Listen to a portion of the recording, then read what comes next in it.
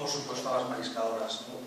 Para mí, muchas veces los fotógrafos nos planteamos, ¿no?, que cuando haces una foto parece que robas un poquito, ¿no?, a esa persona que has hecho la fotografía, entonces había que devolver, ¿no?, las mariscadoras desde mi visión a Ogrove, ¿no?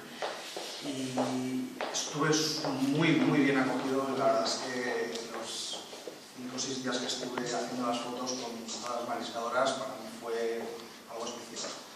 Tan especial, como decía Emma, que, bueno, que hicimos una buena amistad con Rosy, que es la portada del cartel anunciador.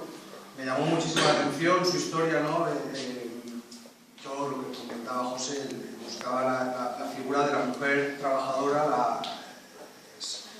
Para mí era lo más duro que yo conozco de un trabajo, es este trabajo, ¿no?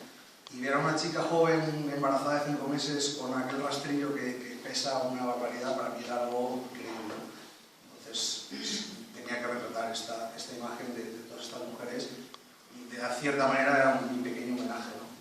Fotógrafo amateur a estas mujeres. Entonces, simplemente reitero agradecerles a ellas lo fácil que lo pusieron para hacer las fotografías, y bueno, aquí está el trabajo hecho en blanco y negro. Soy amante del blanco y negro y creo que también realza mucho más estas actividades, ¿no?